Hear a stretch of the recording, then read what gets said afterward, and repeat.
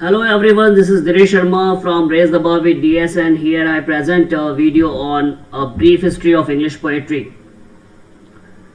So let's start the presentation. So we will study major eras of British and American poetry, which are Elizabethan Age, Romantic poetry, Victorian poetry, Modernist poetry, Postmodernist poetry. Elizabethan period. Elizabethan age. The reign of Elizabeth I was also a turbulent period, but she successfully coped with all the difficulties. England was threatened by the superpowers of the age, France and Spain. Elizabeth was excommunicated by Pope in 1570. She was in constant fear for her life. Nevertheless, English ships beat the Spanish Armada in 1588. Elizabeth managed to maintain a relative peace between the Protestants and the Catholics. She tried to unite her people, instilling a sense of national pride. The best Elizabethan poetry at the time, the writing of poetry was part of the education of a gentleman. Sonnets were very popular among the upper classes, and collections of sonnets and lyrics were often published. Aristocrats who did not write poetry themselves were usually patrons to other poets, giving them financial support. So here you can see a map or a prototype of the Globe Theatre owned by William Shakespeare.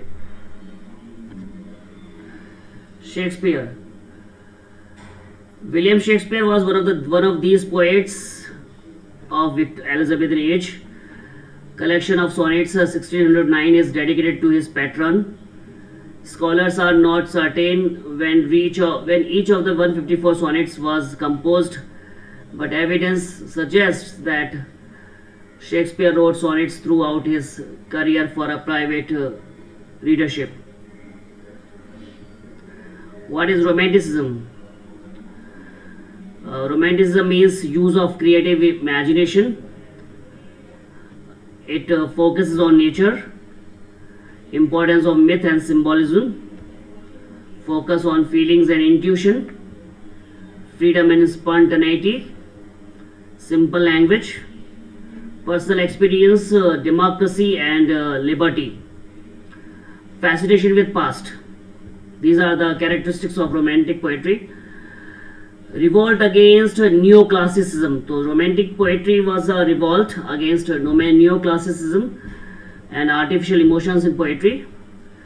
Neoclassic ends 1750 to 1850. Neoclassicism and Romanticism, written by Lawrence Eitner. Stressed reason and judgment, valued society, followed authority, maintained the aristocracy, interested in science and technology. Romantic trends.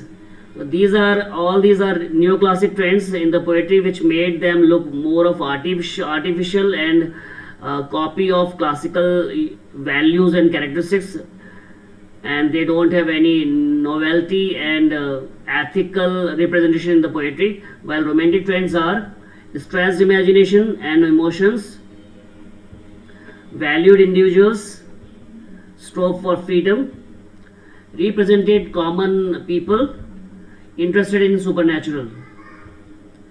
So poets of the Romantic era are William Blake, William Wordsworth, Samuel Taylor Coleridge, George Gordon Lord Byron, John Keats, Percy Bysshe Shelley. So all these were the leading Romantic era poets, and they have really contributed very thoughtful, imaginative and nature-based poetry, which is still a very good source of inspiration for many people. William Wordsworth, 1770 to 1850, born in Cockermouth, Cumberland, England. Mother died 1778. Attended St. John's School College, Cambridge. had affair with Annette Vallon, Vaudreucourt and Julia for lover and daughter. Married Mary Hutchinson, 5 children, lived with sister Dorothy. Brother John died at sea. Lost friendship with Coleridge, 2 children. So these are the bullet points about about the life and age of William Wordsworth, who had gone through many setbacks and ups and downs in his life, and he wrote several renowned and worldwide famous poems. Granted honorary Doctor of Civil Law degrees by universities in Britain. Now we come to Victorian Age, 1832 till 1901.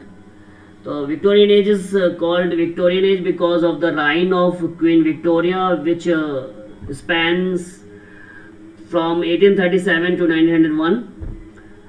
Full of conflicts and tension. The age was full of conflicts and tensions because of industrial development and scientific innovations and inventions. Anxiety in Arnold's poetry, a strong sense of loss. When you look at the poetry of Matthew Arnold, then you will see that he expresses strong sense of loss and disappointment and frustration. Existential concerns. People were worried about their own existence because of the scientific development and new theories come which had removed the older doubts regarding the existence on Earth. Charles Darwin had propounded his theory of survival of the fittest and development theory, so which made people think about of their existence and their place in the universe. Tennyson relies on religion. Tennyson's poetry is more of a religious sort of poetry, and he expresses religious sentiments in his poetry, and the last Christian poet in English literary history. So Tennyson is regarded as the last Christian poet in the English literary history of entire English literary gamut.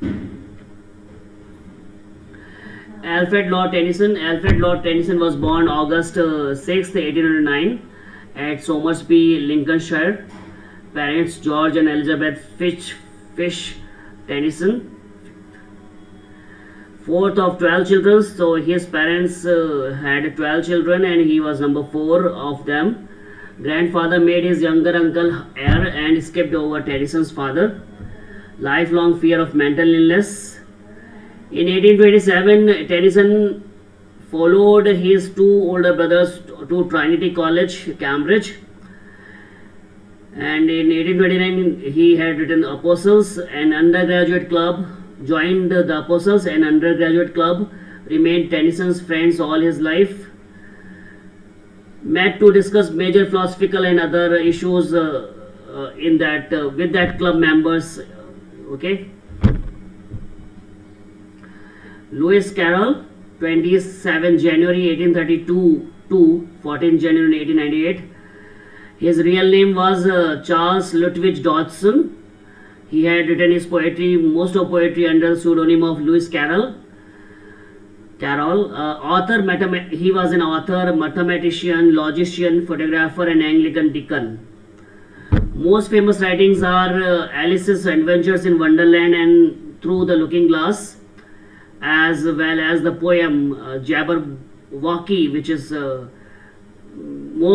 one of the famous limerick poem.